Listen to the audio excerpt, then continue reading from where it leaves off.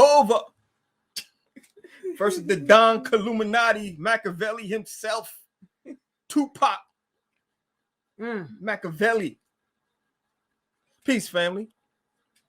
I'm gonna get a shout out to everybody. We up in this piece trying to make it happen. It's just some lighthearted conversation.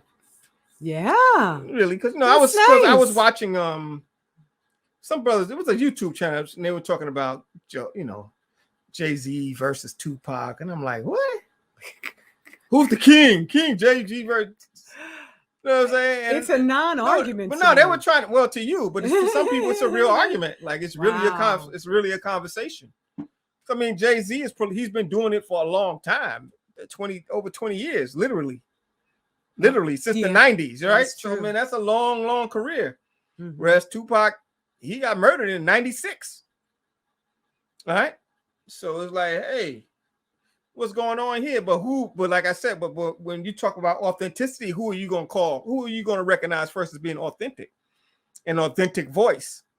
That's you got to ask yourself. Is Jay-Z come off as an authentic personality? Hell no. I mean, not to you. I'm just supposed to. Is he authentic? Is it all right? You know what I'm saying? Do you feel like there's honesty in what he's saying? Are you asking me? No, again? I'm just saying. Okay. It's a rhetorical question. Okay. But everybody can answer. Does he talk? Do you feel passion when you hear Jay-Z rap about something? Is it something really there, like hit you in your gut? You know what I'm saying? Mm-hmm. Versus like you listen to Tupac.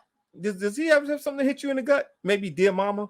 Yes. Or Nothing Like the Old School, or White Man's World, or Me and My Girlfriend. I mean, we can go down the line, or California Dreaming, California Love. Right. Bro, I mean, Hova got a lot of tracks, but most of the tracks I like from Hova, actually, they're not his songs. He's a guest on those tracks. Oh. He's a great, like, I Love the Dough, Biggie. Oh, he was great on that. Right, you know what I'm saying? Right. Think about that with Rihanna, Umbrella. He was great on that. Right. He's great. Give him one rhyme and get him the hell out of there. You know what I'm saying? Right. But what is he talking about on his albums? It's really, what is he talking about on his albums? Nothing much. It's all materialism. It's all getting money. It's all about this. That's all about dumb shit. All right? That's the truth. Even the album the last album he did, 444, which was supposed to be so deep, was like that stuff was warmed over. The beats was horrible. I'm like, this wasn't a good album, yo. This wasn't even good from a musical standpoint. Know what I mean? So if you can't hit me in my gut, then how are you gonna be number one? If you ain't even saying nothing can hit me in the gut. Know what I'm saying? Future got more tracks to hit me in the gut than Jay-Z does. Let's keep it real. You know, he just did God did with DJ Khaled. That he did very well on that, but he went too long, so he overstayed his welcome on that track, as far as I'm concerned. Rick did his thing, Rick Ross did his thing, got in and got out, was powerful. You know what I'm saying? Lil Wayne actually did it good on that track. Lil Wayne, who's been who really fell off. I mean, seriously, you should be seeing him on a corner somewhere. Exactly, Lil Wayne. When he came back, he was good on God Did. Then Hova kicks in, and he did good too until he just kept going on and on. Like, nigga, we don't care no more, bro. You got somebody else? Bring Future on. You know what I'm saying? Bring somebody on. Bring one of the young boys on. You know what I'm saying? You know what I'm saying? Bring Lil Durk. Bring somebody on else. You know what I'm saying? I don't care. Bring Jeezy on. Jeezy ain't made nothing a long time. Bring somebody else on. All right? Because he overstayed his welcome as far as I'm concerned on God Did. But it was a good track, no doubt. And he did a good job. But like I said, Hova totally overrated to me. You know what I'm saying? It's just that his body of work is so vast.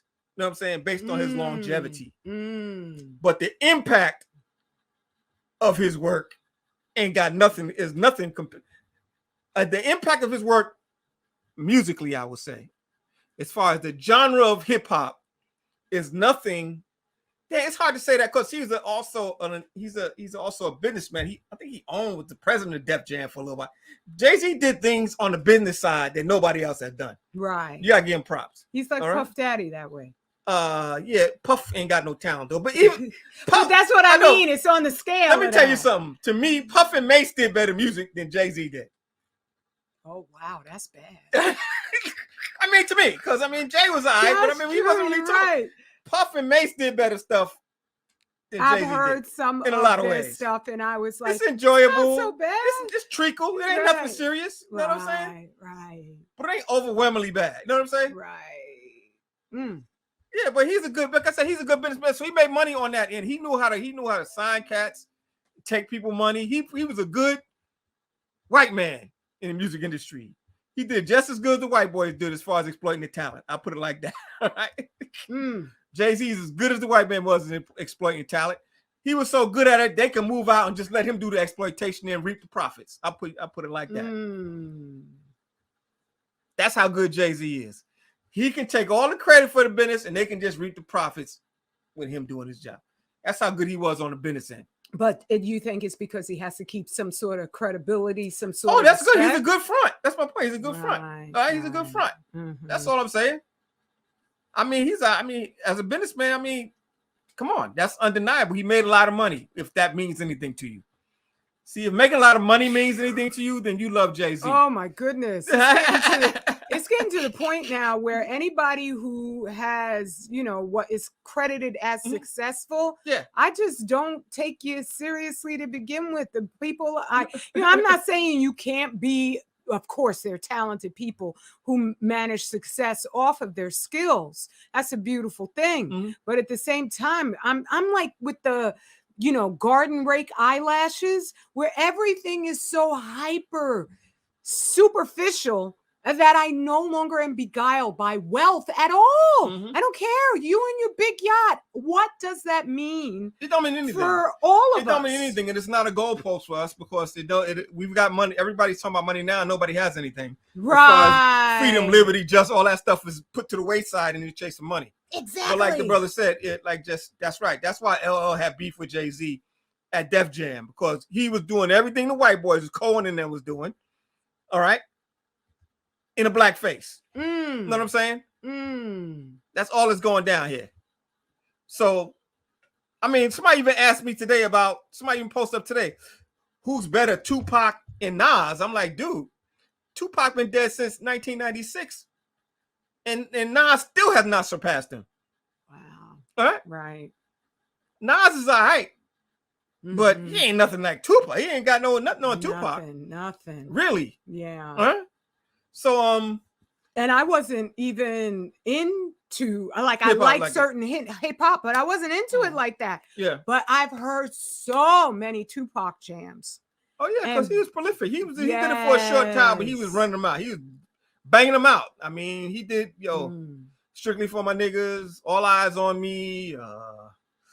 Wow, it's funny. Don Columinati, the last one he did, actually came out after he died. I didn't even remember it was. I remember hearing about that. I didn't even remember that it came out after he had got killed, because it seemed like I was rocking it while he was still around. You know what I'm saying? But All Eyes on Me. Damn, what's the other one he did? The double album that he did with Dre. I can't remember the name of it right now. But anyway, Tupac.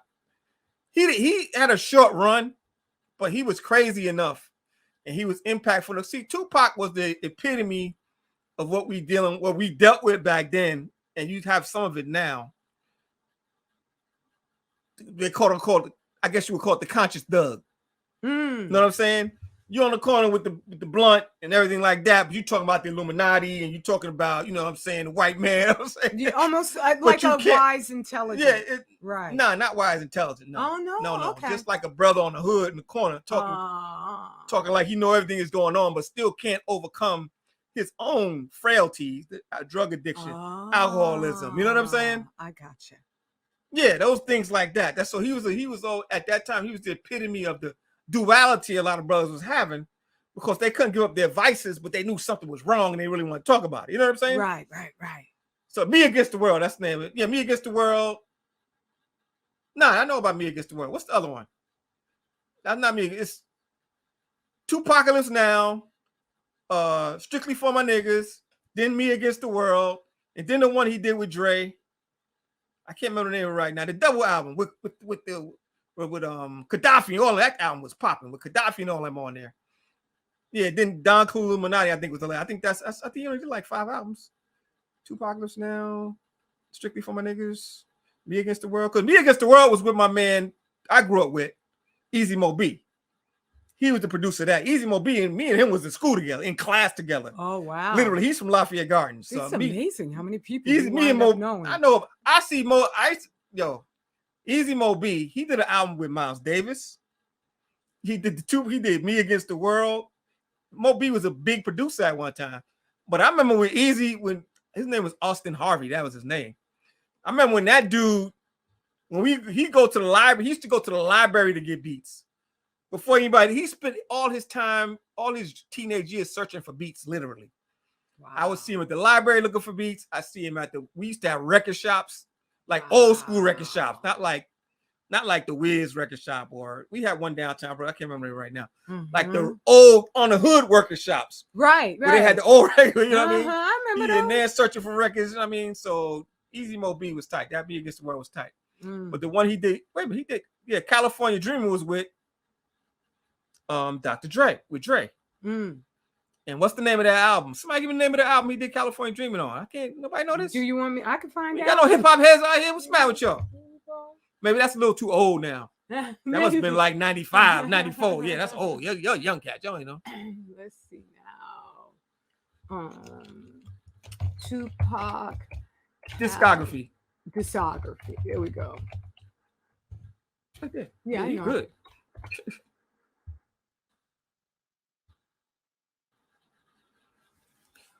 All right, studio albums. He only got 4 studio albums. Get out of here.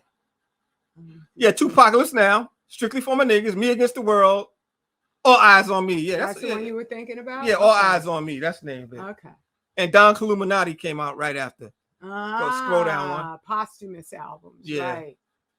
The 7 Day Theory. That album right there was one of the best albums ever made. Wow. All right. That's like Great Adventures of Slick Rick level. Wow. Which was one of the greatest albums ever made. Also, Quiet as Kept. You know what I'm saying? Don Illuminati, that's one of the greatest albums ever made. Yo, young folks don't know how to party. Yeah, he said All Eyes on Me. My bad, I wasn't reading. No, okay. Adam put it up there. All Eyes on Me. Yeah. Okay. Yeah, bro. That All Eyes on Me was tight. That was a double album with California Love and oh man. Right. Well, I think this is they got this magical reinventation of and I hate that GOAT term, who the greatest, yeah, because it's just it's hard to quantify, of course, the different eras anyway. Yeah. But they're just like the way they manipulate their all media platforms, they're trying to do that with the organic force of hip hop. Yeah. And I'm not even at all. I don't even know what the heck you're talking about almost. Oh, okay. But at the same time, I love music, and I know when something sounds good and something sounds hokey. Oh, it's easy to do. You ain't gotta be a hip hop aficionado to know what's good music. It ain't even that deep. It ain't that deep. It ain't right. It ain't that deep. There you go. You know what you like, and you don't make a difference. And I know what sounds like you were saying, where it has heart. Hold that note. Okay. Go to the website right a minute. Okay. Because before I get into that, we want to make sure we pop this up, because tomorrow we're going to have a class on the site. I sent the email out. Scroll down to the event. Just scroll down. Yeah, we're gonna do a Who Killed Malcolm X tomorrow. Because there's a lot of that stuff going. You can go there and register. So we can do that tomorrow about 4 p.m., 3 p.m. Tomorrow at 3 p.m. We're gonna have that event, and we're gonna talk about who killed Malcolm X. But it ain't gonna be like you think, because we know them other stories. We know all other stories. You ain't gotta do that now. Okay, all right. This ain't gonna be like you think.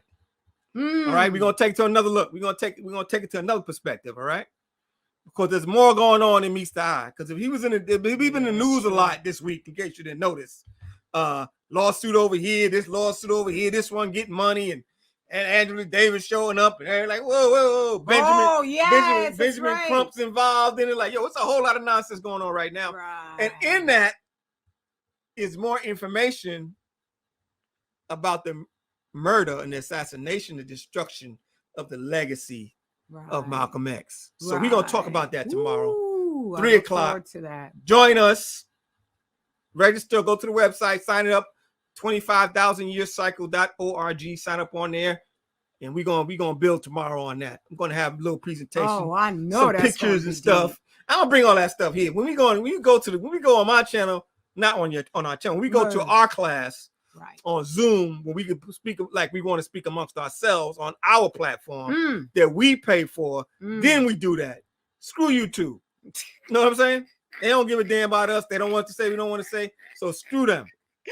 I know it's gotten to that point. You got to move your conversation away from them. All right? Because all we doing is giving them props when they ain't really doing shit. Right. But holding back the program. Right. Because you can't even give just the true. Think how many people we could have saved since 2020 with the information we were trying to add on that was blocked off. Right. How many lives we could have saved, how many families we would have, how much damage we could have prevented. All right. So screw that. We're going on our platform that we pay for with our money, and screw that, and we're going to talk like we want to talk. So 25,000yearcycle.org. Tomorrow, sign up. We're going to do another health class too. I got all types of things going on. Let's get back to our regularly scheduled program. Fun. Yes, sir. All right. So back to this. All right. Now you were talking about music. Good music. Yeah. You don't need a degree in music to know good music that you like when something moves you. All right. Right. Because what are we dealing with? We're dealing with frequencies. We're dealing with rhythms. We're dealing with waves. We're dealing with energy. That's all it is. Right. All right. And who's the most sensitive to music and frequencies and waves and energy? That be us. The melanated people. That's right. The melanated, the despised, the hated. Worst of all, by ourselves. It's not that anybody else. People outside of you hate you. That really ain't no big deal. That's true. You're right. Even though I'm like, oh, I don't want that person to dislike me. At the same time, I'm oh well, let's move on. When you hate it, and you ugly because you black, we hate it. Somebody sent me a picture of Whoopi Goldberg when she was young. I said, Whoopi was fine AF. What are you talking about? Whoopi was fine. I always love that. Niggas be like, nah, man. But the problem is that Negroes, she didn't have no white characteristics of quote unquote beauty. So I'm sure that she was scorned by black men, Negro men, who don't appreciate their own mama. Know what I'm saying? And that's why she ended up with so many dumb white dudes. Super dumb. All right. And so she ended up being dumb. All right. Because when you're taking in the seed of dumb people, you become dumb too. You're taking in that genetic material. You're taking the dumb right into your body, and it's going into your genetic pool. Right. Sorry, you're dumbing yourself down. Wow, that's deep. All right. You're stagnating your development. All right. So now I think she has a daughter, I believe. Yeah. Biracial daughter. Yeah, she has a daughter, I believe. But still, look at her. She don't look happy to me at 400 pounds. No, she does. She's not. That's the thing. It doesn't elevate you. It doesn't inspire you to do better. I was watching Till. I thought she had a fat suit on. When I watched Till, why Whoopi wearing a fat suit? No, her ass is fat, bro. Yeah. And that's a shame. I'm like, why is Whoopi wearing this fat suit for this movie? You know what I'm saying? Nope, it was not a fat suit. I was gonna do a review of Till, but I didn't finish watching it because it was just, I know the ending, so it's like, oh, I know how this ends. So my God. Why would I spend 2 hours getting emotionally jerked around by this movie? You know, as much as because I was seeing the success over the last what's Octavia Butler's Kindred. Kindred, yeah. Yeah, I was seeing that. I was like, and I noticed that whenever we do movie reviews, people will keep on coming in and watching them months after we'll do the Jazz Man's thing. That's what we do. But I wouldn't want to do the Emmett Till one. I don't want to do that one either. I'm not watching it. Yeah, so it's not worth watching to me because like I know the ending. You know the end of the. Does anybody not know the ending of the Emmett Till story? Yes, exactly. And in this atmosphere, where they are using whatever opportunity to drag us into the mindset they prefer, I'm not interested at all, especially with something that is so just, it's a unhappy ending. Gee. Yeah, like we didn't know. We didn't know. So we ain't gonna go do that. But maybe we'll do that Tyler Perry's movie. I watched that. It's Tyler Perry. It was Tyler Perry, but it was well done. I think it's called The Jazz Man's Misery, something like that. It's on Netflix. Maybe I'll watch it. You don't want to watch it. Okay, good. Trust me, you ain't gonna want to watch it. Okay, good. But I watched it, so I can talk about it. It's easy. That's a simple. It was a quote unquote original story, so you didn't know the ending, though you knew the ending of that one too. Yeah, I know. It's not like he does anything. He's not this profound. Great writer or anything yeah, like that. He's not. He ain't gonna. Yeah, but anyway, back to Jay-Z and Tupac. Yes. All right. Hip hop. Let's understand something. I'm not somebody to think the best hip hop was in the 1980s and 90s. No, you're not. Of course, it damn sure was not. All right. I'm not somebody fascinated by conscious hip hop because I was around there and it wasn't that conscious. All right. It's no more conscious than say it loud, I'm black and I'm proud. In other words, it's a money grab. Most of them cats was just trying to grab a buck. All right. So I keeps it real. I was around them dudes, so you can't fool me. I was there. I was at the Apollo with them, with Ice Cube and Chuck D and Salt Black Peppers, Sheep and Salt and Pepper weren't there that time. Oh, okay. Maybe they were one time. But Dougie Fresh, all them cats. I don't even think Chris was there that time. KRS One, maybe he showed up. I was there. I know about. Like I said, I hung with rap photographers. One of my best friends was a rap photographer. I went to shoots with all these guys. One of the most famous. You know what I'm saying? So I mean, I hung around these guys, so I know it's all an act. You know what I'm saying? Right, you were right there, so you got to see that. Okay, they're just. I mean, they might be. No, some of them were sincere at that moment, but it don't translate over time. You know what I'm saying? Right, because you got to keep up the same persona. Because you got to get the bag. You got to get the bag, and you change. Right. And a lot of folks did not actually believe what they were saying. It was just that it was popular at that time, and we got to do a conscious song. We got to do a conscious song. All right? Right. I got to give Jay-Z credit because he never tried that. He said, I'm doing unconscious music only. Shout out, Jehovah. Shout out to you for doing strictly unconscious music.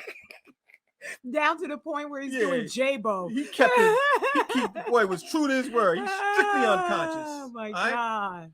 But anyway, but Tupac, man, he was an industry unto himself. Just simply because of his upbringing. And he was to be a quote unquote rapper, you got to have a mastery of the English language. Yeah, that's true. Some level. All right. Some level. What's different about Tupac, he had a mastery of an English language, but he also had a historical perspective that a lot of those guys didn't have, just by virtue of his mother's experience and the people that he was around growing up. All right. He was also a nerd, which they don't talk about. Yeah, well, that's why he took the persona, because he wanted to step away from that. Yeah, he's a nerd too, and it's okay, bro. He's a nerd, big deal. Right. But he was a real one because he used to carry the equipment. He would struggle. He was a roadie. He did all of that stuff. He's like LL. LL did not come up at the top. LL came from the bottom, literally. He was on the road doing the grunt work and blah blah blah, and finally got a little time on the mic and got a little bit more mind, got a little more time. Tupac did the same thing because he was with Digital Underground. Before he blew up, he was with Digital Underground. I didn't know. Yeah. So he was up with that West Coast Connect. Digital Sons of the P was probably one of the greatest albums that you can ever listen to. You can listen to that now. Sons of the P by Digital Underground. Powerful album. But yeah, man. So Tupac is a real one as far as when it comes to this music. All right. He never really, I never even heard the dude rhyme about selling drugs. I don't even know if he ever did that. Right. I never heard Tupac.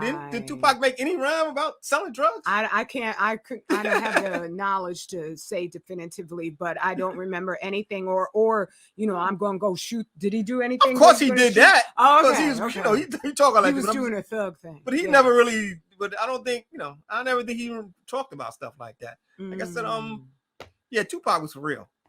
And he was phenomenal for his time, and he transcended time just by virtue of, even now, they don't talk about what he talks about. They don't talk about the dynamics of being in prison like he did, White Man's World. You know what I'm saying? They don't talk about the political struggle. You know what I'm saying? Shouting out to political. They don't do that at all. And if they do try to do it, it's like, it's not authentic. You know what I'm saying? Wow, that's how far they drag the whole thing. And if we got to understand something about that time, without Tupac's death, you would not have a big Jay-Z. You would not have a big Puffy. Right. See what I'm saying? Remember, you would not have a big Nat. Remember, Tupac was attacking them. He was attacking Puffy and Jay-Z and Nas. Being corny. Listen to Hit 'Em Up. He was attacking Biggie. He was attacking all of them. because he feel like those are the ones that got him shot up in New York City. Oh. All right. That's what Hit 'Em Up was about. You know what I mean? So it was his death, and of course Biggie's death, that paved the way for Puffy and Mace to come in and start doing that before they start doing they minstrel show, literally. Right. Nothing but the Benjamins, man. Right. That paved the Tupac's death paved the way for that era to come in. Wow. And when you down with OPP? When did that one come out? That was before. I don't know if that was. I mean, that was around, but I'm just saying that. Okay. Tupac was alive. I think Tupac was still alive when Naughty by Nature came out, because that was with yeah, I think that he was still alive then. Tretch and them they from New Jersey. That was Redman. That was a whole different crew. That was a whole different crew. All right. Remember, Tupac moved everything started in the East. Then they moved west because who came out? NWA. As far as popping. Right. But it didn't stay there. Not for long, because they was kind of corny in the West other than NWA, and NWA only made like 2 albums. And then what happened?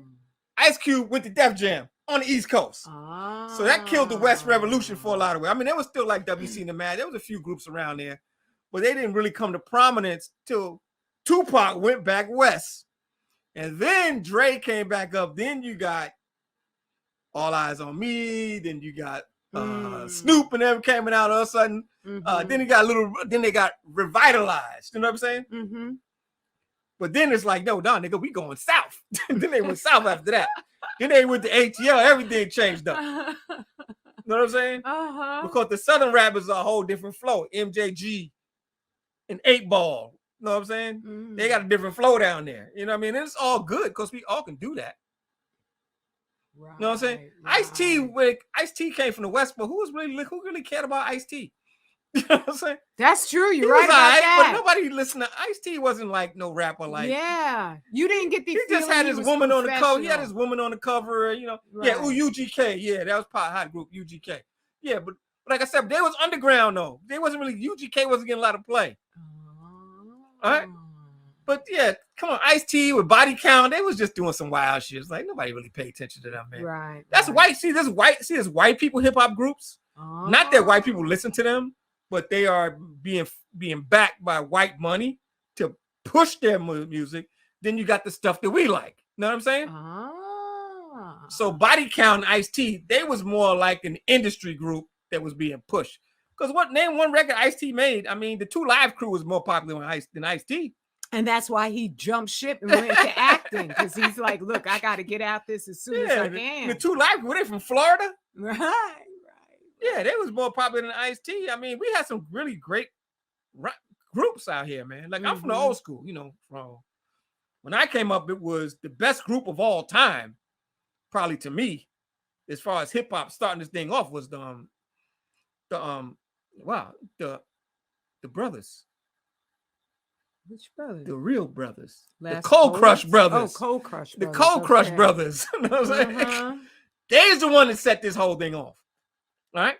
Now check it out. When it comes to hip hop, nobody was playing hip hop anywhere. Literally, the first hip hop record was made by it's called King Tim III, made by the Fatback Band. That's the first hip hop record. King Tim III, made by the Fatback Band. That was before Rappers Delight came out. So King Tim III was like, we have jams. We had parties. Our party was in the street. We didn't have close to clubs and stuff like that. We had jams on the street. Somebody hook up to the light post. I'm from Brooklyn. Hook up to the light post, put the turntables out. We didn't really have no rhymers early on. You know what I'm saying? MCs was MCs was different. They wasn't rhyming all the time. They was like, hey, keep the crowd. They wasn't really rhyming like that. It was just to keep all right. Then they started rhyming later. You know, when you know, Grandmaster Flash and the Cold Crush brothers and Funky 4 plus one more and the Crash Crew and all them cats came out. That's when the real rhyming started setting off. And then you had the Love Bug, Starsky. He was more of an MC. He just keep the crowd going. You know what I'm saying? Because he was a solo act, but most of the crews were most of them were just crews. But I say that to say that, you know, I've been listening to this thing. I've been following this thing since its inception, literally. All right, so first record, On Wax, King Tim III. Fatback Band. What would you put the Last Poets in that? I'm talking about as far as quote unquote rap, hip hop. That was King Tim III. Okay. The Last Poet, to me, right. the first rappers were the blues guys. The blues musicians were the first rappers. Right. Right. Because some of them actually did rap, but most of them sang mostly though. But that was the first. If you ever listen to like Howlin' Wolf, I wore my 44 so long, done made my shoulder sore. That's hip hop. You know what I'm saying? Right. You know what I'm saying? Well, I do want to highlight, because I only know but so much, but there was a brother who shared with me, brother Jason, and I listened to the band that he recommended. Not that Jason, let me see, I could probably find it just in my history. But he highlighted this the Watts Poets. Have you ever heard of them? I never heard of them. Yeah, and I was just, he says that they were the first ones to even mention, there they are, rapping, that using that even terminology. I can't play what they have here, but it's just wonderfully pro-black, Watts Prophets. So I'm just saying. From the 70s, okay. Yeah. Then they were probably inspired by the Last Poets. The Last Poets started in the 60s. Oh, you're right. Last Poets started in the 60s. Okay. Okay. But we always had a poetry movement anyway. So the Last Poets are just renowned for putting that drum in there. You know what I'm saying? That putting that drum to it, now a little music. So that's what the Last Poets come. They were poets, literally. Yeah, right. But then they added the music to it. Then you got Run Nigga and On the Subway and all these crazy the white man got a God complex. And don't forget Gil Scott-Heron, who was just like, oh my God. Definitely, if you listen to, I recommend everybody just go listen to the H2OGATE Blues, because this is something he did that transcends time.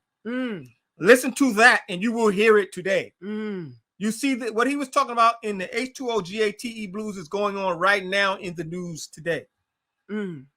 He's not a musician. He said he's a bluesician. That's what Gil Scott-Heron said.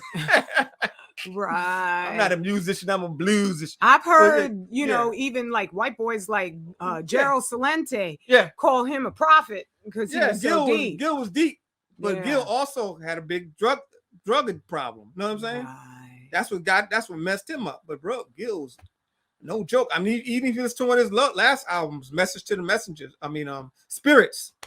Powerful album. One of the last good albums he did was called Spirits. Message to the Messengers, Work for Peace. He got crazy. Good album. Listen to that. But anyway, so hip hop, rapping, quote unquote, Bob Dylan rapped. When? Mama's in the basement mixing up the medicine. I'm on the pavement thinking about the government. Man with the come on, that's rapping. Right. Subterranean homesick blues. That's rapping. Bob Dylan rap, and he did that in the early 1960s. Okay. Well, I think that was, so I guess you're right. It's a blues thing. Yeah, it is a blues thing. We used to call it, but it really, and believe it or not, it comes from the church. It all comes from the church. If you ever hear some real down south church singing, it's blues. Just like the blues flow, Blind Lemon Jefferson. Matter of fact, if you know the history of blues, a lot of the early blues players were actually ministers. Blind Lemon Jefferson, especially the blind ones, it seemed like Blind Lemon and Blind. Dude, you're all ministers, yeah, but they have this way, because that tonality,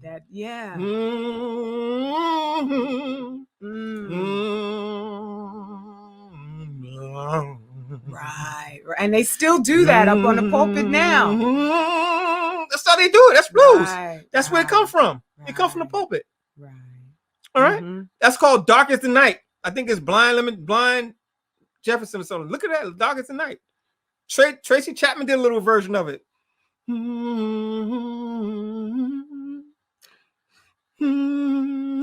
Oh, I remember that one. I love that. Things I'm doing in the dark. Right. That's blues. Right.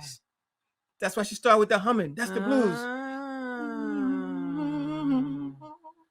Yo, we got a serious history in this music. We turned this music upside down, fam. Yeah, we did. Huh? Yeah, bro. Like I said, we have in these musicians, like I'd say I use Jay-Z and Tupac as a juxtaposition because we have to understand that greatness sometimes ain't got nothing to do with popularity. Most times we get popularity confused with greatness, and that was their problem. Jay-Z has sold this great big personality now, so these young boys think that he's the greatest of all time. Right. When he ain't even done nothing to even justify that. You can't even name just I mean, right? Come on, he got a few albums. I mean, he got some decent albums. Well, do you think that sometimes I think they want to just tick off or eliminate the competition so they could put Eminem up there? Because then if everyone starts to think that, oh no, Tupac, he's gone, and look what Jay-Z did. And then if you compare Jay-Z to Eminem, not that I don't like Eminem, but at the same time, there's more of a potential to go, oh, but Eminem's better. Yeah. I don't know. Maybe Eminem ain't talking about anything. Eminem's corny. I know he is. No, Eminem can rhyme, but he ain't rhyming about nothing. So he's illiterate. It don't make any difference. Right. As far as Jay-Z, he's right. People don't listen to him down south because Jay-Z was only people who listen to Jay-Z was New Yorkers that was into crime. That's who liked Jay-Z. Now, I'm gonna keep it real. If you was scamming and conning and hustling in the 90s in New York City, you like Jay-Z. Wow, that's deep. I'm gonna tell you straight up what was going on back then. That's who liked Jay-Z. All right, he was a hustler in the street trying to get this money, trying to get this car, trying to secure this bag, and by any means necessary. You listen to Jay-Z.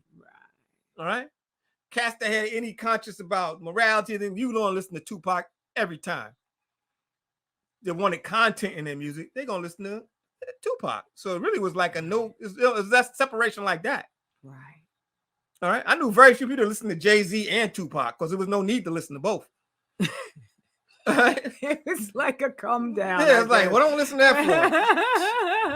You know what I'm saying? Right. And I like a lot of different. I like Jungle Brothers. I like Nice and Smooth. Tupac. I like EPMD, one of the greatest groups to me. You know what I'm saying? But that's early hip hop, and it was good. Right, but you know what I'm saying? It's evolved. Yeah. Right. Like I said, they got some good stuff. I was rocking some EPMD. Strictly, was it Business Never Personal? Like, bro, these guys is crazy. They was good. You know what I'm saying? For that time. That's it. Yeah. But music, as they say, has come a long way, baby. Yeah. All right, and that stuff ain't gonna cut it. Yeah. KRS-One, you not gonna cut it. No. With these cats out here now, I don't care, bro. Yeah. All right, and I ain't really. You wasn't all that to me back then, but that's just me. He wasn't my teacher. So I guess if he was your teacher, you would love him. But I knew right, and everybody's different. He was my peer, so he wasn't really teaching me nothing. You know what I'm saying? It's different. Right. You know what I'm saying? Right. So like Michael Jordan is my peer. I would never consider him the greatest. Right. He's my peer. We around the same age. We came around the same time. I remember when he came to the league. But Dr. J, that's gonna be one of my greatest all time. You know what I'm saying? Right.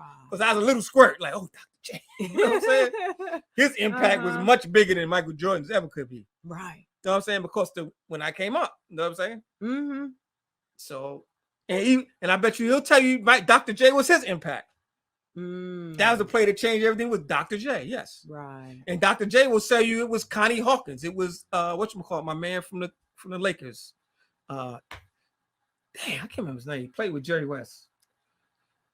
Powerful. He just passed away. He used to be the general manager, Elgin Baylor. Oh, I'm glad you bad boy. Because I couldn't help you.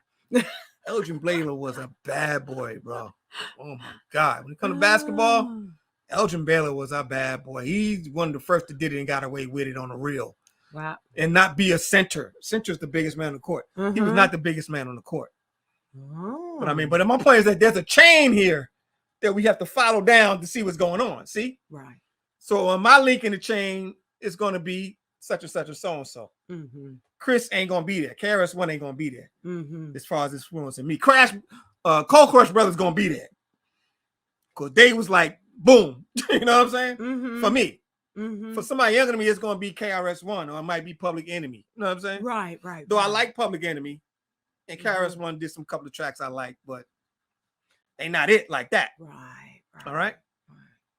So even Run DMC is not it like that. Though Run DMC, as far as hip hop is concerned, they switched the whole thing up. Because remember how these guys was dressing like Parliament before Run DMC came out. Right. Early hip hop artists was dressing like they was Parliament Funkadelic. Yes, I remember. Look at Grandmaster Flash. Yes, that video with the "Don't Push Me." That's exactly the way they were dressed up, with the soggy hair, style of curly, glitter all over the damn place. Yeah, Run DMC is the first one to say, okay, we just gonna dress like we dress on the street. And that's cool. And they'll change everything, because now cats just dress like they dress on the street. Right. You know what I'm saying? Right. Mm-hmm. That changed. That took all. That made everything. Everybody got much more relaxed after that. Right. You know what I'm saying? It wasn't a performance thing. Yeah. But let's understand also, as we were having, like I tell everybody, hip hop is not a culture. It's part of the culture. Yes. Yeah, you agree with that. I agree with that. I agree with the way you said that. It's not a culture. It's not a culture. Now you got me. I don't care. It's not a culture. It's just music. It could be a soundtrack to the culture. Because if I come from the hip hop era, and can I say hip hop was my way of life? Well, you know what I think Can I say hip hop? I can raise my children and develop a school system on it. You can't do these things. I can't feel, the people that say hip hop is a culture are the people making money off of hip hop. Well, here's the thing. I agree with you, but at the same time, I think there is no culture possible if you don't have the superstructure of a nation without independence that is working on your behalf. Absolutely. Then you got usurpers coming in and taking over your stuff, which is what they've done. And now they've turned it to where it's just like, which is what they did with hip hop. Gay. That's what they did with hip hop. They took it over. Yeah.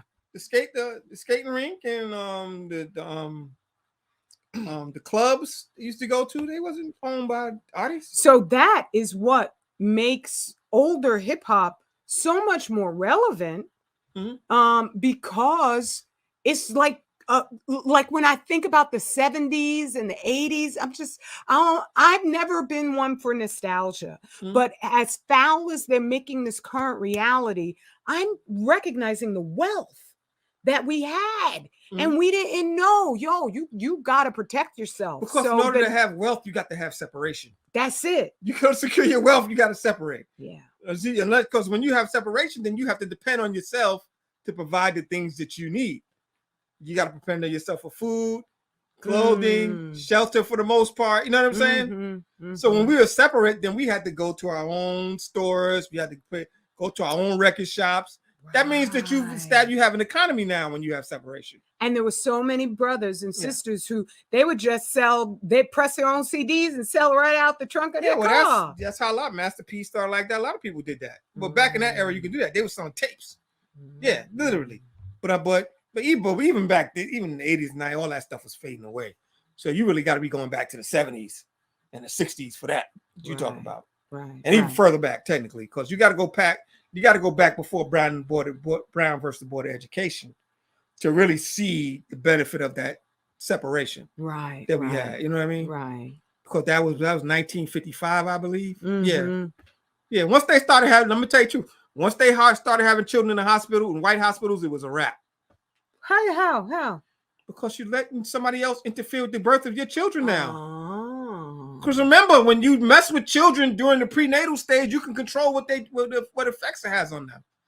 Every time you mess with a child during the trimester, it affects a different part of their growth and development. Right. And they got that whole smack the butt thing going on. Yeah, you don't need that. But that's my point. As soon as you go to them to even birthing your children, you're screwed. You're screwed. All right? We gotta go back to the midwifery, or like my mother called them, the granny ladies. You go to the granny lady and have a baby. You ain't going to no hospital. All right? They knew how to handle the baby. They knew how to turn the child. They knew how to get the child. They do all of that stuff. Right. So in general, they've come in and completely eroded, our confidence in ourselves. Exactly. To be independent of them. Because we have to make you dependent. Right, that's right. Right. You have to make them dependent. If they can feed themselves and raise their own children and stuff like that, then why would they want to depend on us? That reminds me of what you were talking about. Was it Rick DeSantis about the woke the AP for the African history class they want. He shot down. It's a African Black history curriculum, what they call African American history curriculum, that he rejected because it included some. He said it included some aspects of LGBT and gender stuff that ain't got nothing to do with Black history. I know. I was like, what is that in there for in the first place? We know why it's in there for, because the woke, because that's the people that's writing the stuff. Yes. All right. Yes, that whole because your whole intellectual community has been usurped. That's the problem. Hallelujah. Tell it. You have been usurped by these freaks. Literally. All right. So that's who's writing the curriculum for your children to further indoctrinate them into their way of thinking. Yes. You know what I'm saying? Because they cannot, because they're not, if they don't indoctrinate the children to their way of thinking, then their existence is threatened. You have to understand this. Yeah, I do. All right. Yeah. But the Florida situation is like, yo, he rejected it like he's supposed to. It's like, that's stupid. But I'm saying, but it don't make a difference whether he rejects it or not. He ain't got no say so on how you teach your children. Right. Now think about this. Your children to their schools. He's in charge of the schools under his jurisdiction, which is the public schools of Florida. Right. Who's writing these curriculum? Academia. Black academia who ain't got no school. Screw them. They're not qualified to teach your children. No, they're not. They go to other schools of academia, ain't got the common sense to start their own school. Why would I listen to my children to them? You go through all these years of research and study and education, but they ain't got the system. You know, we need a school system to make this thing work. They ain't got that much sense. Who the hell cares? Right. Reject all their curriculums, DeSantis. I don't care. They can just go back to teaching George Washington apple tree for all I'm concerned for. If we're free, it don't matter. Right. See, it don't matter what they teach in their schools, because we can always say, no, we're going to teach my own children. Exactly. Screw your schools. Exactly. That's what free people do. Slaves say, oh my God, Dr. Rosette, the governor rejected the program. What are we gonna do? Ben Crump. With Ben Crump. Don't call Amos Wilson. Yeah, he's scary. Amos dead. So I know he dead, but I'm just saying. Like I said, yo, come on, fam. That's how slaves talk. Right. We don't care what DeSantis had to say when it affect our children, because that ain't his children. Right. These your children. Who cares what he said? He's the governor. So that completely links up with what you're saying as far as Tupac versus Jay-Z in terms of they're rewriting what we actually listen to. They're trying to say, oh no, you like Jay-Z better than Tupac, but then that's not true. Because they make a lot of money off of Jay-Z. Yeah, they make a lot of money. And Tupac, he didn't like them. I just keep quiet as kept. He wouldn't have been messing with white people like that. I really don't think he gave a damn if he was around them at all. You know what I'm saying? I'm sure he'll go take their money, but he wasn't going to suck up like he had to be down with it, like Jay-Z making whole songs crying about not being accepted by white people. I swear I would never. I don't think I would ever hear Tupac make a song like that. You still won't accept me. I'm still a nigga. Wow. Bro, how you gonna make a whole album based on that? In 2020, 2010, 2050, like this nigga's like, get out of here. That is sad. It's a sad, really pathetic pitiful. Nigga. All that money and you still sad and pathetic. So even nobody said like, Jay-Z, don't put this out. This is stupid. It makes no sense. It makes you look like a little itchy bag up here crying about the white man. Right. And you supposed to be this bad dude from the hood. And you got all this money? Yeah, and you crying about how the white man like you and not like that. I know. I've just been pathetic. Looking at their different industries and how, we should be achieving the mindset where we start our own car companies. We start our own munitions factories. All of these different things that, what, do we need to go and get permission from these guys somehow in order to build for ourselves? I don't think so. Man, let me tell you something, bro. That's pathetic. You know what I'm saying? You got a man that spends dedicated his whole career to trying to live like white people. Jay-Z. Literally, the music of his whole career is based on trying to live like the oppressor. Right. Literally. How pathetic is that? Yeah. Even when they did, I gotta get the picture of it. Yes, Sister Gwenby. I definitely, it's the mindset. And I gotta get the photo of him and Beyonce where they're in. Oh yeah, and they used him. And they used him on the Nets for that eminent domain. That was about. All right, that was the payoff for helping them get the eminent domain in Brooklyn to build the Barclays Center. That's all that was about. Right. They shuffled out every little dumb nigga they could find, Bernard King included. Oh yeah, please, there's nobody living here. People lived over there. It wasn't a blighted neighborhood. Right, you know what I'm saying? Right. I look at this and I'm just like, this is ridiculous. Dude, ain't no part of downtown Brooklyn that was blighted. Least of all over there by Atlantic Terminals, where they wanted to build the terminal. It wasn't blighted down there. It's easy to refresh that area. See, they tried Jay-Z dumbass out there. And Bernard can look at, oh, well, we really need to bring a team to Brooklyn. No, let their ass play in Newark where they at. Ain't nobody down there. There's a brand new stadium there. Stay over there. See? But he helped them get land. And remember, the Barclays Center ain't paid for. They leased the land for like $1 a year, something stupid. Like they got some sweetheart deal to kick everybody out and build these stadiums and pay themselves. The stadium is the biggest scam going for rich folk, building stadium. To improve the economic situation of the city. And it does nothing. No, it does nothing but enrich them. Right. And he got his little payoff and got the hell out. Yeah. Because that's all. I know what the hell happened, bro.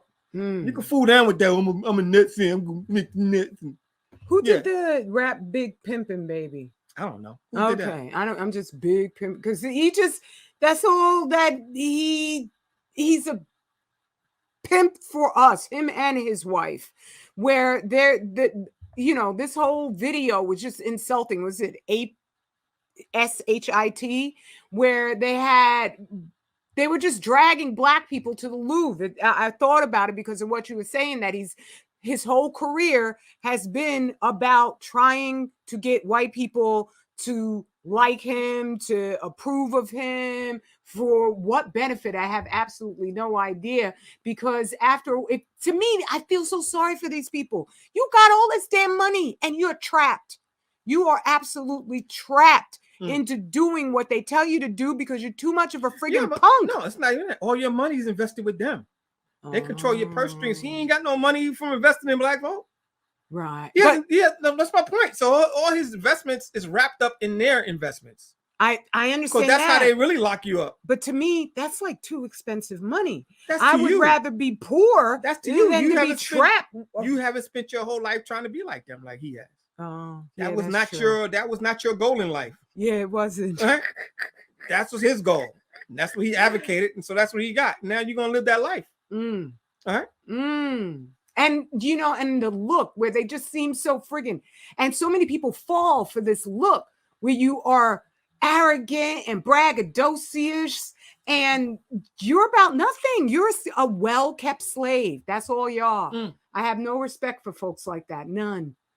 Yeah, man. It's like, let's say he did his thing and he got paid for it. That's all it worked. All right. Yeah. He did his thing and he got paid for it. What you gonna do? Yeah. And I'm just saying, when it comes to that, who's greater? It's always been no contest, and he knows that. If he's honest, come on, he ain't. If he's honest, he know that. Come on. I know he's so man. White agenda that I don't think honesty he know that. Is a part of his life. He know it.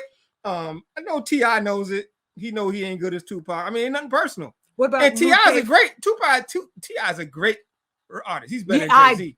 I like Let's T.I. keep it real. I do like T.I. He's great. Mm-hmm. He's a great rhymer. I like his raps. I don't like him personally. I don't know him personally. Yeah. Yeah. Yeah. So I mean, yeah, he's great. You mean as far as who's the great rappers now? Yeah, yeah. Because to me, if I had a top 10, I put the Last Poets, Gil Scott-Heron, Cold Cuts Brothers. That's old school though. No, I got 10, right? Working up. Okay. I got 10, right? I'm okay. moving forward. All right. Cold Cuts Brothers. I gotta put Ice Cube in there. I think I'm between Ice Cube and Chuck D. I'll probably put Chuck D because you listen to Chuck D got the voice like a man. When Chuck D talks, it's like your father talking. You know what I'm saying? So I put Chuck D before Ice Cube. But I think they kind of like got a tie to me. Ice Cube was a bad boy. All right. Latest rappers. Wu-Tang is not in his list, just so you know. I know. There's no Wu-Tangers in this list. Just giving you a heads up. So I'm giving you a spoiler alert. Ain't no Wu-Tangs in here. All right. So after Chuck D, I put Ice Cube in there. Chuck D, Ice Cube. This is my list. All right. LL Cool J? Nah, I wouldn't put LL. Okay, Mama said Knock You Out was bad, but I don't know. It's Yeah. Damn, bro. We had some great rappers, bro. I got Tupac.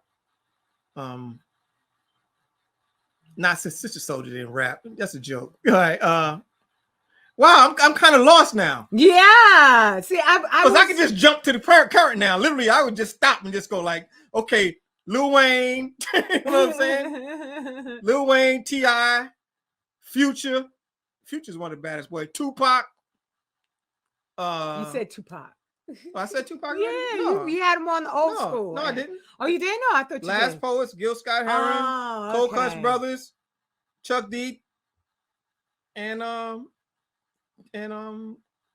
Ice Cube. Okay. Then you go Tupac. As far as time frame, then I go to. That's a big jump from Ice Cube to Tupac. I'm just thinking off the top of my head. Tupac. I don't put DMX there. Sorry, he don't get there. Though he was good, but he was too much like Ice Cube. I mean, he was too much. DMX was good because Tupac was great. I'll put it like that. Oh, okay. DMX was more like Tupac than any other. So when he came in, he had the bald head. He was a whole different thing. You know what I'm saying? Right. So after Tupac, I would jump to Lil Wayne. All right. Then I'd go T.I., Future. No Lupe? Lupe's good too. Damn, I forgot about Lupe. Yeah. Lupe's good. I'm never forgive him for promoting the Jabberoo. Lupe, but at the same time, Lupe is a real stealth candidate. Right. You know what I'm saying? Right. Because you have to listen to Lupe to know how bad Lupe is. And a lot of people don't listen to Lupe. Right. All right? You got to listen to, because Digable Planets was good too, but they only had 2 albums, so they ain't in that list. All right, but you have to listen to Lupe. If you listen to Lupe, you know how bad Lupe is. Yeah. Yeah. All right. Those lyrics are like, wow. Yeah. But I definitely put Future on there. Future is like the joint, bro. I don't care what nobody say. Future is serious. Jeezy is good. Damn, T.I. is good. I mean, it's kind of hard. Yeah. I would have to do more than 10 because there's much more than 10 great rappers. Yeah. That's just, Ja Rule, not that little dude. Ja Rule, I forgot about him. He funny. Ja Rule. Hey, who's in between? Like any other rappers out there that was great? I can't think about nobody. Like from 99, like from DMX to present. Who would that be? Anybody got on the list? Who would that be? You got DMX. Wayne is definitely in there. Wayne is bad. Lil Wayne is like, not Drake. Nah. First of all, you gotta be able to write rhymes in order to be on this list. Drake don't write no rhymes. You call. Right? You gotta be able to write a rhyme to be on the best rhymer list, all right?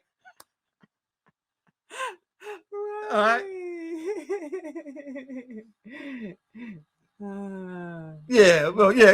Ja Rule, he might have took a little bit.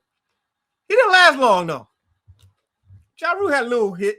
Little bit. I like I don't like first. Oh yeah, damn. Meek Mill is bad too though. I do not like. Oh Meek man, Meek is bad. I don't like Meek, but I understand. What I didn't you're like saying. him. Like I said, I really wasn't listening to him. Meek is bad, bro. Okay. Early Meek, late Meek, yeah. Yeah, that's how he's. But Meek Mill is a bad boy. Mm-hmm. Rick Ross is good. That's true. Yeah. Rick Ross is good. Mm-hmm. Rick Ross is good. Yeah, Rick is good. Mm. I'm thinking about some other people because I'm trying to listen to Dirk now. I really haven't. They the guys that Lil Baby. I don't even get it, bro. Lil Baby, like I'm still waiting to like what? He's a great rapper. I don't get that one. Lil Durk is all right.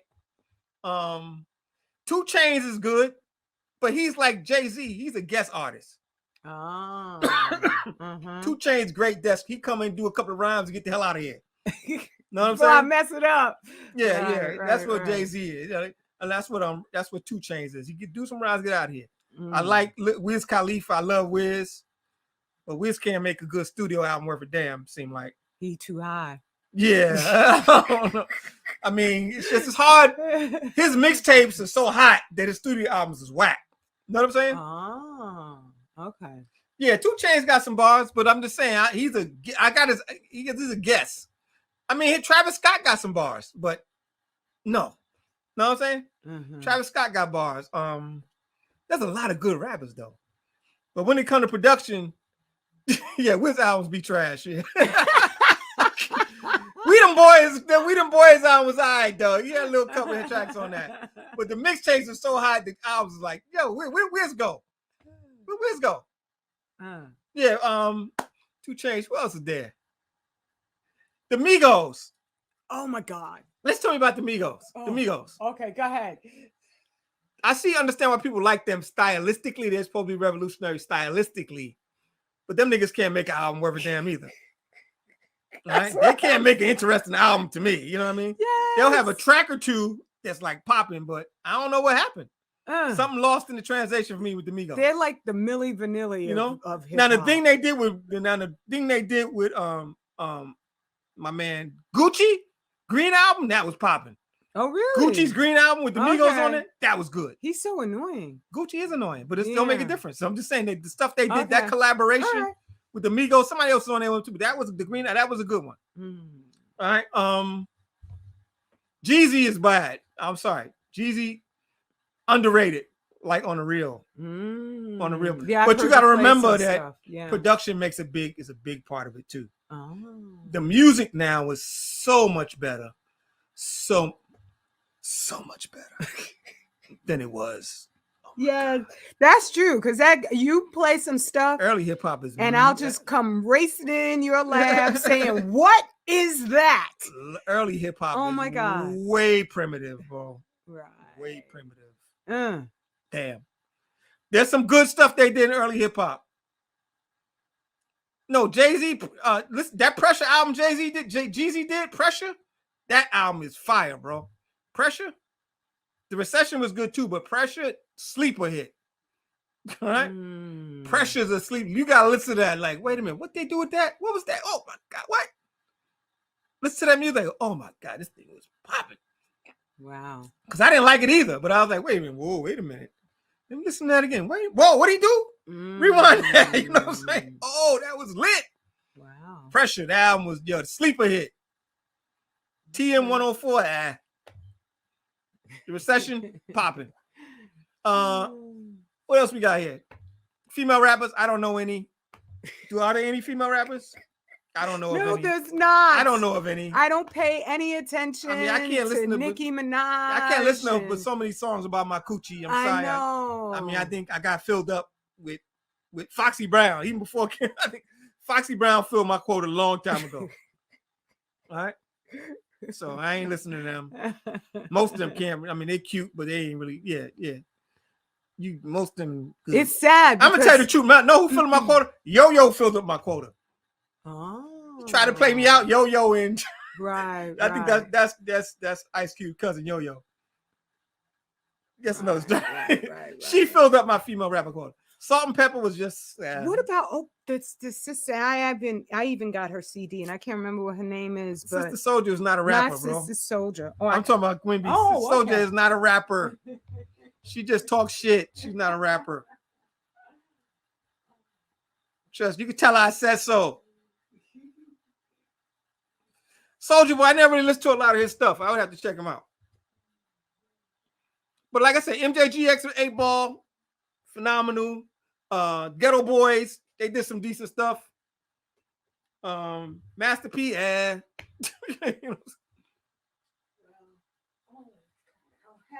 They lack talent, bro. These women don't have no talent. They're not really rappers. They are performing artists that they've been given rap. You know what I'm saying? It's different.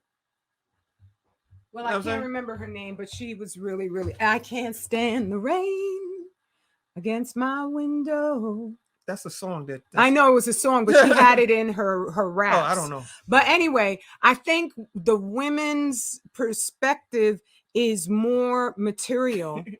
And so it's not as easy for them. No, I want to hear women sing. So I don't want to hear women talk harsh to me. Oh, okay. You know what I'm saying? As well, a man, I'm just, yeah. I understand. I'm just talking about career-wise. Okay. What's happened to them, where they've been dragged to the point where there was one brand new rapper, I forgot, Nikki or something like that, who was doing a rap about aborting her baby. That was really silly. Yeah, it was dumb. It was whack and stupid. I'm just like, have we gotten to the point of just embodying psychopaths remember for fame? The stuff she was doing before that was "I'm a lady," and that ain't getting no attention. I know, because she's a bad rapper. Oh, that's true. That's true too. But, right. So you got to go for the extreme, the radical, the freaking outrageous to get the attention. Yes, exactly. So that's what it is. So once you give into the outrageous, and you don't know how to turn it into something positive, because that's what she don't know how to do. Yeah.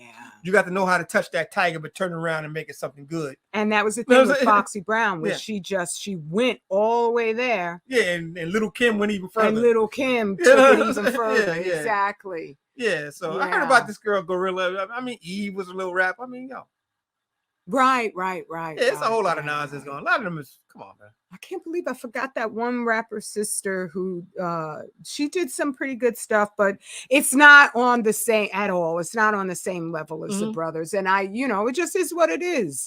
So that's the thing is that when Black excellence wants to do something, it transforms the entire planet. Yes. Because I could be watching movies from whatever country, and somehow or another, I'm like, oh, there's the Black man, even if it's a non-Black man trying to emulate you. Yeah. Yeah, this music is wild. Missy Elliott. That's Missy Elliott. Yeah, Missy Elliott. Yeah. She's all right. She was a tail end of that Puffy stuff.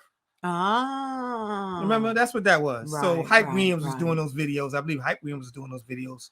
She's dressed up like a little toy and bouncing around in space. Remember them? Yeah, I remember. That's all. That was that era. Right. Like I said, Tupac made that possible. Right. His demise. Exactly. Yes. Biggie, if Biggie were alive today, he'd be dead. All right? Because the boy was just too fat. And there's no way he would have been survived. Let's keep it real. I know, especially in this environment. No, he wouldn't have been survived that, man. He'd have been dead anyway. Unfortunately. You know what I mean? That's just not healthy. Yes, it's going to be the stripper rap. It's just weird to me. I just do not understand celebrating using your body like a product. Or I don't get that at all. Man. Yeah. So, what fat rapper has lived? None of them. Heavy D, and I used to have a crush on. How about the Fat Boys? How many Fat Boys are left? Oh yeah. 2, 1. Right. Even Ed Lover and Dr. Dre. I think Dr. Dre done lost his leg.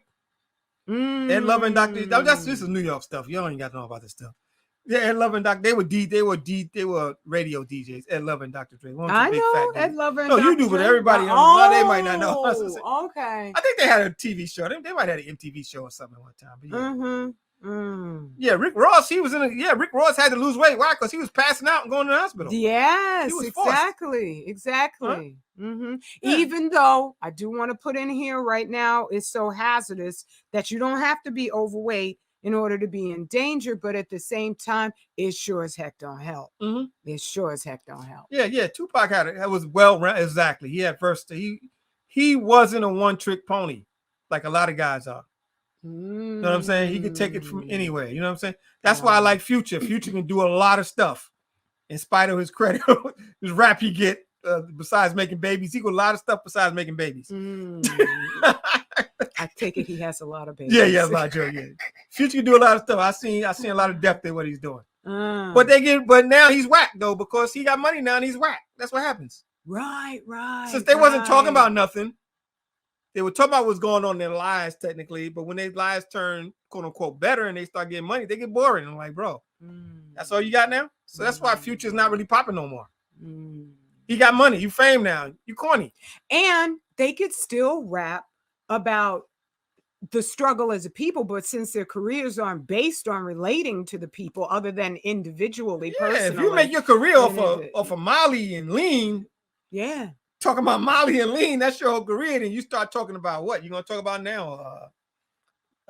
Your metaverse. Yacht? What are you gonna talk about? Metaverse? Yacht? Right. NFTs now? What are you gonna talk about? Right. These guys ain't got nothing to talk about. That's the greatest shame. All these things going on in this world today, and you ain't got nothing to talk about. I know. That is criminal. That is wild. That's wild to me. I never understand. I don't know what to talk about. I actually get overwhelmed with stuff to talk about. That's criminal. That's showing that you have no concern, perception of your reality. That's what it's showing. You totally cloistered somewhere. And scared because all the stuff that, lockdowns, this down, that down. It's like, come on, there's plenty to go over. But they got us segmented in this very narrow range of topics. And because it's made to seem as if it's popular, that's where we tend to segue. And then you get this idea that, oh no, but this is really black. And talking about what's going on everywhere is not. And that makes no sense to me. I mean, that's why you gotta give Kanye credit. At least he talked about something else. I mean, like what you had to say. Right. At least he did talk about whatever was on his mind, however ludicrous it was or whatever like that. At least he had the wherewithal to speak up. You know what I'm saying? There's other things to talk about. Right. You know what I'm saying? Somebody that don't have nothing to talk about, that's a dangerous person. That's true. Huh? That's very, because they will give you an idea that why bother paying attention? Peace. Yeah, you know what I'm saying? That don't make no sense. You should have something to talk about. This thing's going around all the time. Anybody that got family, children, lived life, read a newspaper or something like that. Got to be something going on. Well, not read a newspaper, watching YouTube video, whatever. Nobody reading no more. All right. But I don't think hip hop is going down. Hip hop just is, you know what I mean? It's just a genre. You know what I'm saying? I don't think it's run its course or anything like that. Well, Brother Adam, do you have Afrobeat artists to recommend? Because I would be interested in, I run across some of them, but the tracks are so short. They're like 3 minutes. And so I don't get the meat. Like I remember the orchestrations, the instrumentals that used to be done. And I want something that is as just rich as that. I don't want to just, especially if you're doing something that's really interesting and it's over in like 2-3 minutes, I get frustrated. Yeah. Well, 2 minutes, 3 minutes for a song is like standard, ain't it? Nowadays, well, 2 minutes is getting a little shorter. 3 minutes to 4 minutes. That's about it. That's how long a song but is. I don't like this era. But if Afro beats take more, you don't take more than a minute to get into your track, whether you know you like a track or not. Well, I like conductivity. I like music that almost in the way it's an orchestration. Yeah, it's not just a beat. It's not just a riff that's repeated over and over again. You don't want that. That's going back to the 80s. Exactly. That's backwards. We don't want to go backwards. Yeah. So I miss hearing the composer's mind in the music. Right now, it's just a hook. Yeah. Everything's about, I'm just going to grab you with this thing that sounds interesting. But then after I've listened to it about 5 times, I'm absolutely bored. I just want to thank Metro Boomin for showing us how to use bass again. That's all I want to say. Metro, you really showed us how to put the bass track on. You know what I'm saying? We were doing it before, but Metro just like, thank you, bro. Putting it down. I'm glad, Sister Gwen. I'm glad. And thank you, Adam, for that very much. But so all right, well, yo, that's it for me. Like I said, tomorrow, sign up for the class. If you want to come, we're gonna talk about Malcolm X. 25,000 year cycle.org. Yes, so we're gonna have a class on Malcolm X, who murdered Malcolm X. Ooh, it's gonna be good. Yeah. I don't know if it's gonna be fire, but it's gonna be good. I know it's gonna be interesting. For you, it may not be, but for me, I know I don't know 1/4 it's gonna be interesting. Yeah. Trust so me, that's it's gonna be interesting. Yeah. And we've heard about it so many times. So it's time to take a different perspective on this. Yes. Because the way it's going out, it's just the dead horse is just being beat. And now they're giving out money for beating a dead horse. So. And that's another way that they are shanghaiing our history. And we cannot allow that to happen. 3:00 Eastern. Yeah. So I just want to say greetings to everybody who was here, and then we get on out. So I'm just going to start right here. Brother Diesan Productions, Sister Gwen, Brother Adam Guidry, Brother Shakur, peace. And let's see, I don't want to miss anybody. Daryl, was there Daryl? Yeah, go down. Oh, Brother Daryl Martin. I'm sorry about peace. that. And I think there was another brother that I missed greeting you, and I don't want to, but I might not be able to find your name, and I might be imagining it. So, all right. Well, there we go. If I missed you, my apologies. I love you. I love you without a doubt. Yeah, we out. Peace. Peace.